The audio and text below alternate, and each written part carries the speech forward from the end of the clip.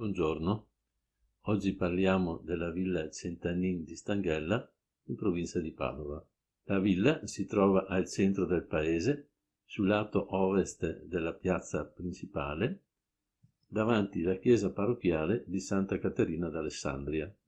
L'attuale edificio è il risultato della trasformazione progressiva di una più antica costruzione risalente al XVIII secolo, che venne acquistata da Francesco Centanin di Domenico agli inizi dell'Ottocento, nel momento in cui anche acquistò 103 campi padovani dalla nobile famiglia Pisani. Il vero artefice della fortuna della famiglia Centanin fu però il figlio di Francesco, l'ingegnere Domenico Francesco Rocco Centanin, nato nel 1824 e morto nel 1899. L'ingegnere si dedicò con molto impegno e mezzi nella bonifica delle sue campagne e del territorio. Dal 1867 al 1870 fu sindaco del comune di Stanghella. Il parco romantico, prospiciente la villa, venne creato nell'ultimo decennio del XIX secolo per volontà del figlio di Domenico Francesco Rocco, Pier Antonio Centanin, che morì prematuramente a soli 31 anni nel 1901. Il parco è infatti a lui dedicato.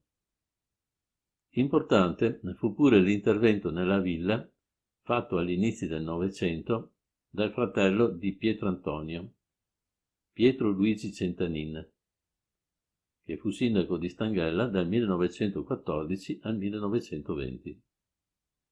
Il dottor Pietro Luigi Centanin era appassionato di astronomia e perciò fece costruire sul tetto della villa un terrazzo e una torretta medievale per le osservazioni astronomiche. Dal 1987 la villa è diventata proprietà comunale. La villa Centanin presenta i caratteri della villa veneta, ma mostra anche parecchie trasformazioni avvenute nel corso dei secoli. La principale è quella della terrazza soprastante. Davanti alla villa noi notiamo un grande cancello che corrisponde, al di là della strada, al cancello di entrata al parco. Il parco comunale Centanin si estende su un'area complessiva di 62.000 metri quadri.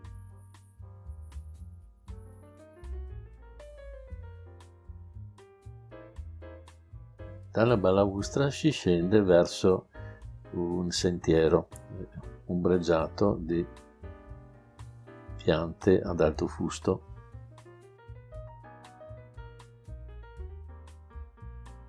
Si nota una serra in uno stato abbastanza deprecabile di abbandono.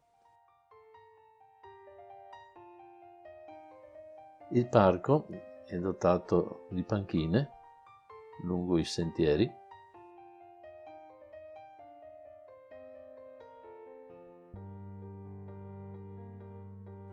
Ci sono dei sentieri che portano in fondo al parco a fianco del prato erboso.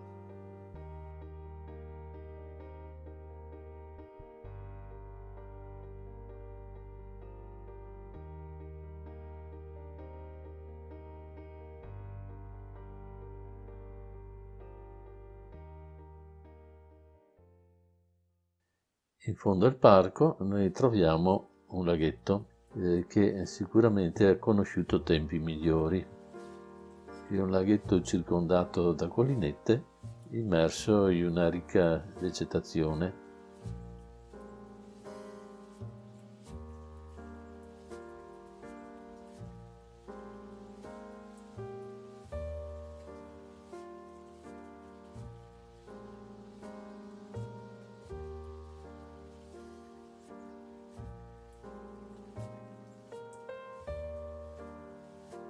Questo altro particolare, notiamo dei grandi pini marittimi